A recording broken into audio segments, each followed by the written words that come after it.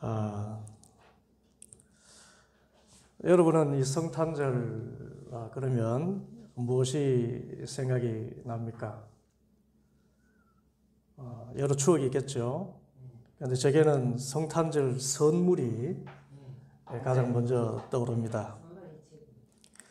제가 초등학교부터 청년부 시절까지 이 성탄절은 교회에서 거의 한 달 정도 성극 연습을 하고 모일 때마다 선생님이 맛있는 거 사주시고 또 성탄절 발표 후에는 밤새도록 교회 마루 난로가에 둘러앉아서 재미있는 게임하고 선물을 주고 받았습니다.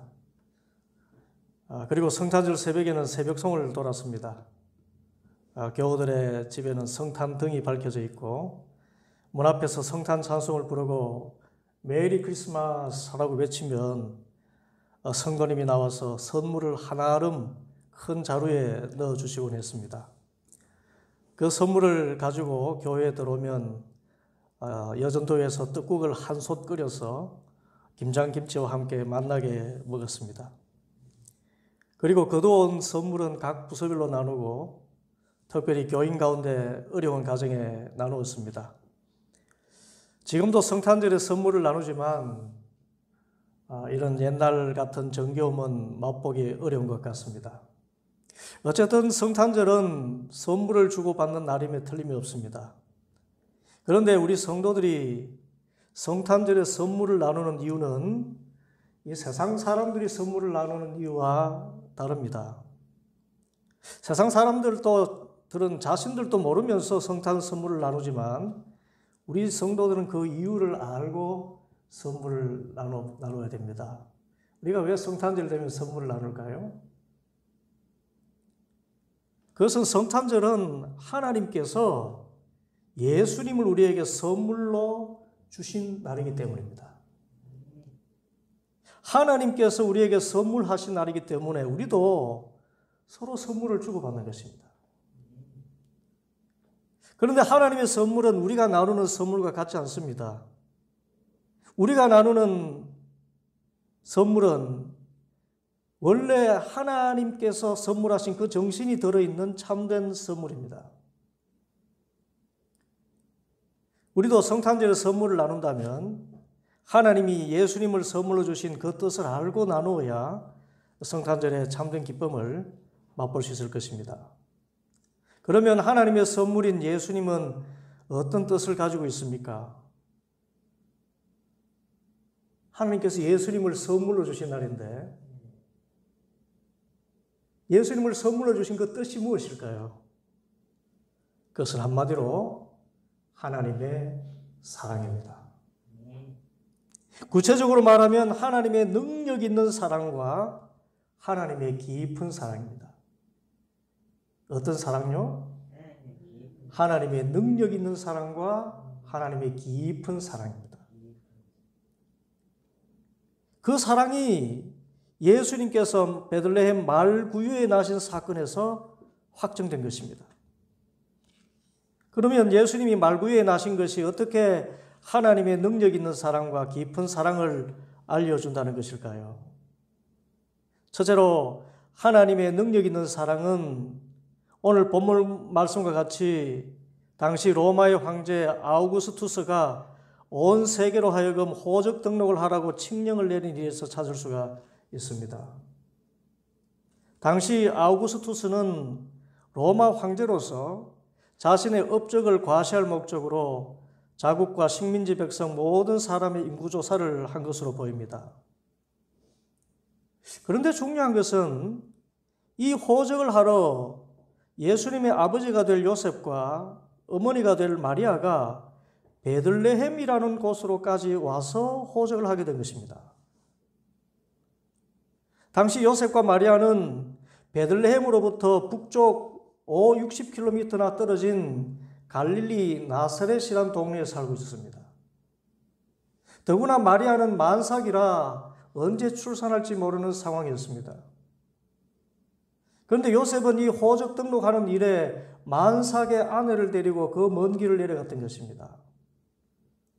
충분히 요셉 혼자 가도 되는 일을 마리아와 같이 갔고 또 저 북쪽 갈릴리에서 베들레헴까지 험한 길을 걸어서 내려간 것입니다. 왜 그렇게 했을까요? 그것은 모두 메시아의 탄생에 대한 예언을 성취하시는 하나님의 뜻이 있었던 것입니다.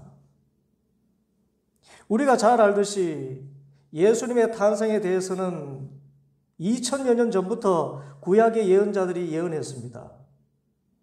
그 가운데 미가라는 선지자는 예수님께서 태어나실 장소까지 예언했습니다. 미가 5장 2절 말씀 보면은 그러나 너 베들레헴 에브라다야 너는 유다의 여러 족속 가운데서 작은 족속이지만 이스라엘을 다스릴 자가 네게서 내게로 나올 것이다. 그의 기원은 아득한 옛날 태초에까지 거슬러 올라간다 했습니다. 예수님께서 어디서 태어나실 것이라고 했습니까? 베들레헴이요. 갈릴리가 아니라 베들레헴입니다.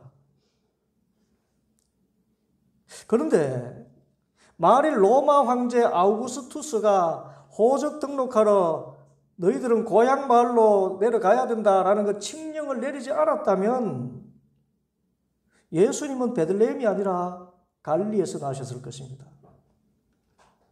그리고 요셉이 만삭의 아내를 데리고 가지 않았다면 역시 베들레헴에서 예수님이 나실 수는 없었을 것입니다. 여러분, 요셉이 혼자 호적 등록하러 갈 수도 있었을 텐데 왜 만삭의 아내를 데리고 그 험한 길을 갔을까요? 어느 성경 연구가에 의하면 아마도 요셉이 마리아를 두고 혼자 베들레헴으로 가면 그 사이에 마리아가 출산을 하게 되면 마리아가 성령으로 잉태한 줄을 모르는 갈릴리 사람들이 마리아를 부정한 여인이라고 돌로 쳐서 죽일 수도 있는 상황임을 요셉이 생각한 것 같다고 합니다. 그렇다면 메시아가 베들레헴에서 나신다는 예언자들의 예언을 성취하기 위해서 하나님께서는 요셉의 마음을 움직이셨고 더 크게는 평생에 한 번 있을까 말까한 호적 등록 칙령을 내리도록 아우구스투스의 마음을 움직이셨다는 것입니다. 이것이 하나님의 능력입니다. 아마 아우구스투스나 요셉은 자기 마음, 자기 생각으로 호적 등록을 하도록 하고 또 마리아를 대동하고 나섰다고 생각했을 것입니다. 아무 영문도 모르고 베들레헴에 갔을 것입니다. 그러나 예수님의 탄생에는 태초부터 이 세상을 섭리하시고 다스리시는 하나님의 능력이 역사했던 것입니다. 이런 의미에서 예수님의 베들레헴 말구에 나신 것은 우리 택함받은 성도들의 삶의 일거수일투족을 감찰하시고 모든 일을 합력하여 선을 이루시는 하나님의 능력 있는 사랑의 증거로 받는 것입니다. 이 일로 우리는 확신하게 됩니다. 로마서 8장 28절 말씀. 하나님을 사랑하는 사람들, 곧 하나님의 뜻대로 부르심을 받은 사람들에게는 모든 일이 서로 합력하여 선을 이룬다는 것을 우리는 압니다. 우리 가운데 졸업 후에 직장을 찾고 또 새로운 진로를 찾는 청년들이 있고 또 은퇴 후에 어떻게 살 것인가 고민하는 성도도 있습니다. 사실 우리 모두가 형태는 다르지만 우리 삶에 대해서 염려하며 고민합니다. 그런데 하나님께서 예정하신 그 뜻을 이루시기 위해서 로마 황제의 마음을 움직이시고 요셉의 마음을 움직이시는 그 능력 있는 사랑을 나타내심을 기억할 때 우리는 염려하지 않아도 됩니다. 하나님께서 우리를 향하신 뜻은 우리의 행복입니다.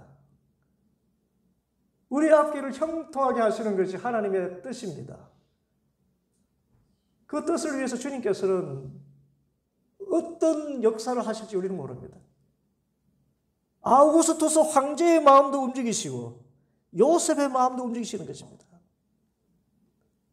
하나님을 찾아서 도움을 구하고 하나님의 그 선하신 뜻이 이루어지기를 간절히 구하면 하나님께서 신기한 능력과 방법으로 때로 황제의 마음도 움직이시고 내 마음도 움직이셔서 아름다운 결과를 얻게 하실 줄 믿습니다.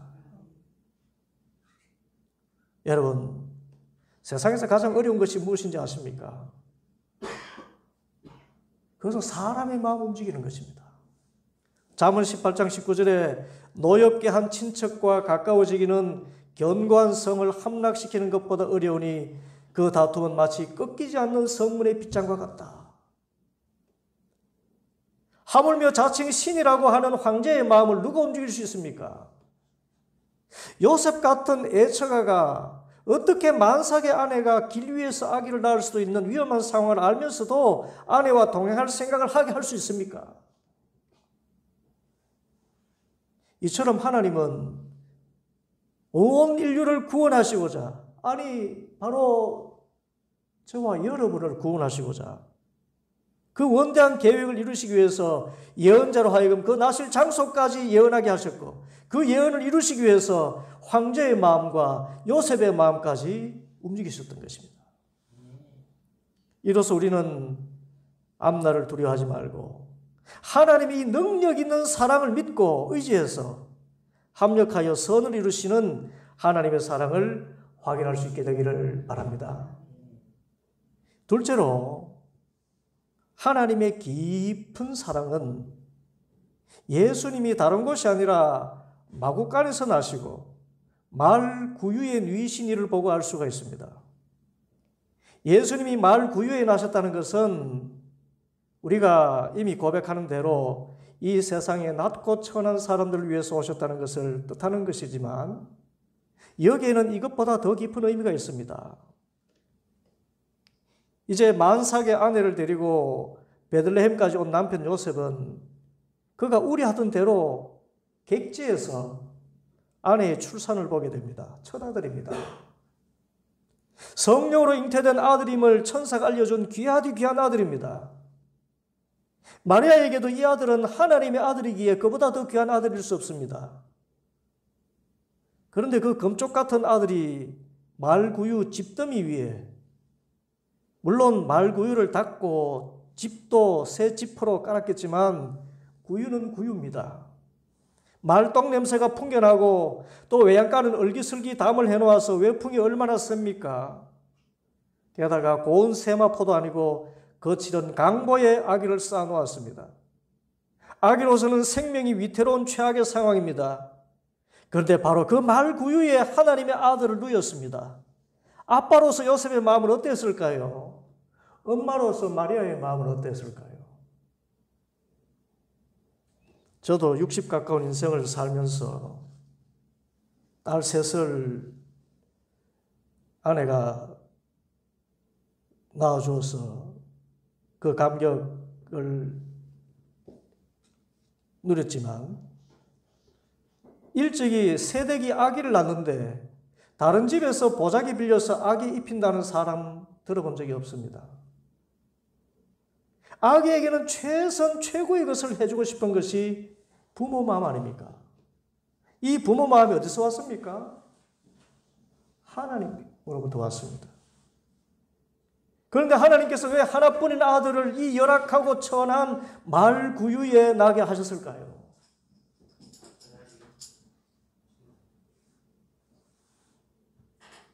그렇습니다. 바로 우리를 사랑하시되 세상이 말하는 사랑으로는 흉내낼 수 없는 깊이로 사랑하시기 때문입니다.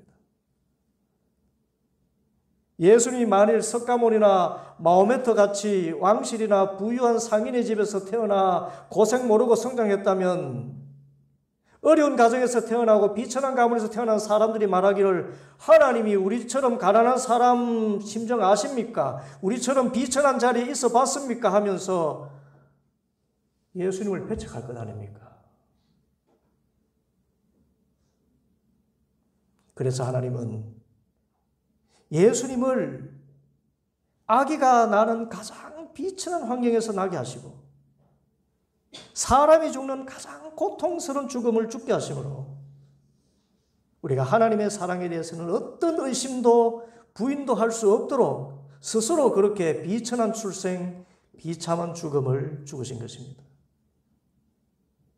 그리고 이 깊은 사랑으로 우리에게 영생을 선물로 주시고 구원을 선물로 주시고 하나님 나라를 선물로 거저 주신 것입니다.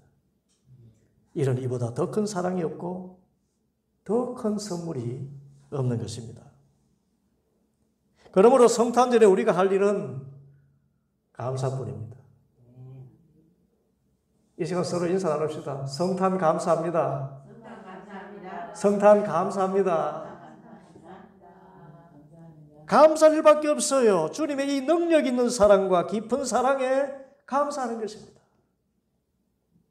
그리고 주님의 이 사랑을 선물로 받은 자들로서 기뻐하고 즐기는 것입니다.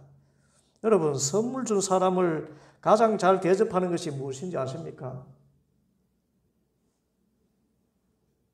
선물을 감사히 받는 것, 그게 선물 준 사람을 기쁘게 하는 일입니다. 그리고 그 선물을 매우 기뻐하고 즐기는 것입니다. 아이에게 장난감을 사주었는데 박스도 풀어보지 않고 머리맡에 두면 선물한 부모로서는 정말 섭섭한 일입니다. 우리가 영생과 구원과 하나님 나라의 놀라운 일을 가져오신 예수님을 선물로 받았다면 이 예수님을 마음에 받아들이고 이 예수님으로 인해서 우리가 즐거워할 수 있는 가장 큰 즐거움으로 기뻐하는 것이 예수님의 성탄절에 우리가 하나님께 감사하는 최선의 보답인 것입니다. 여러분, 예수님을 즐거워하시길 바랍니다. 예수님의 그 능력 있는 사랑, 예수님의 그 깊은 사랑을 누리시길 바랍니다. 그것이 성탄절에 하나님께 영광 돌리는 길입니다. 어김없이 찾아온 2022년 이 성탄절에 말 구유에 나신 주님을 바라보며 나를 복된 길로 이끄시기 위해서 내 주위의 모든 환경, 황제의 마음까지 요셉의 마음까지 움직이시는 능력 있는 하나님의 사랑과 나를 얼마나 사랑하시는지 내가 처할 수 있는 최악의 상황까지 내려가셔서 대신 나를 구원하시고 영생의 선물을 주신 하나님의 깊은 사랑을 깨닫고 이 예수님을 마음으로 영접한 사람으로서 마음껏 주님을 기뻐하고 찬양하고 감사해서 하나님께 영광 돌리는 복된 삶을 사는 성도들 되기를 간절히 소원합니다. 기도하겠습니다.